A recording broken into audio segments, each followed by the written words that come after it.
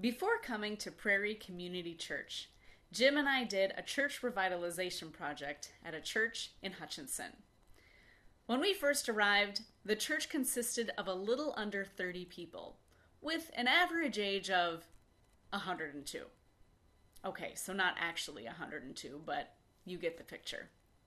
The future of the church looked bleak, and yet, with God by our side, Jim and I resolved to bring that church back to life.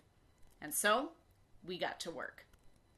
We joined the running club. We joined the volleyball team. We struck up conversations with people at the pool, in the park, and at the gym.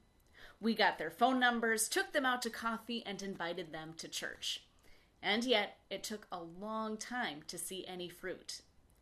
But finally, after months of hard work, some new faces started trickling in. Some even stuck around.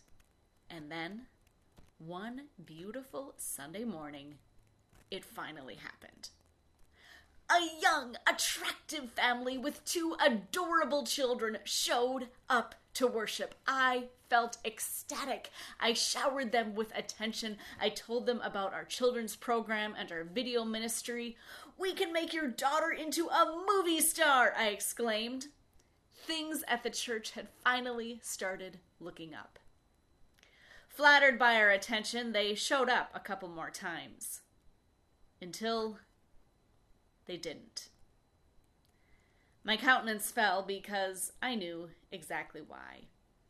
Sure, we had a simple band that we had cobbled together and our video ministry, but compared to the churches with weekly rock concerts and smoke coming out of their stages, we had nothing. I felt so rejected.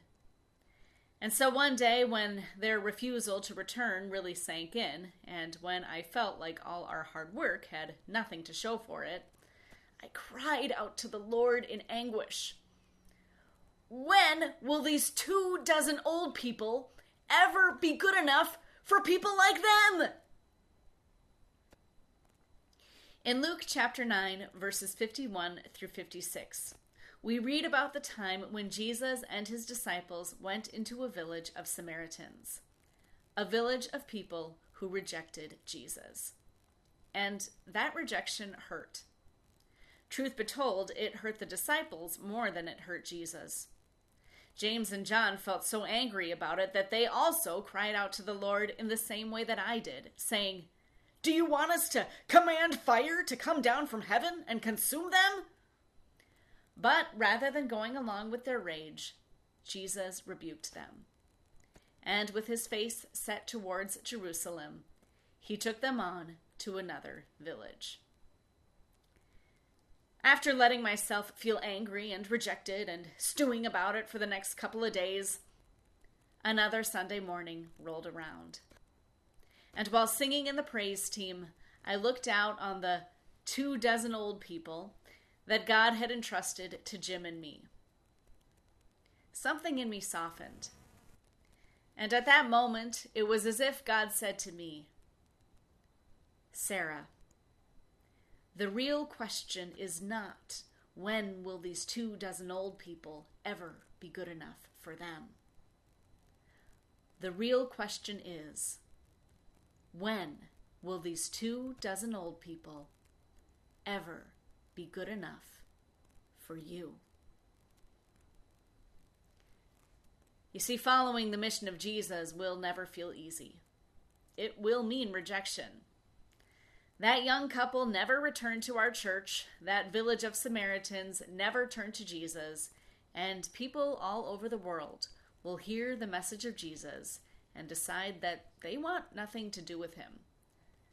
But God's love is greater still.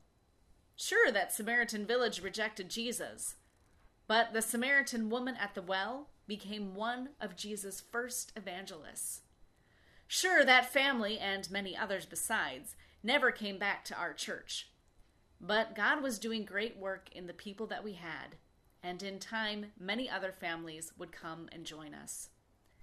Sure, people all over the world will say no to Jesus, but of the ones who say yes, God will do great things. So let us keep our face towards Jerusalem, and may God's love be good enough for us.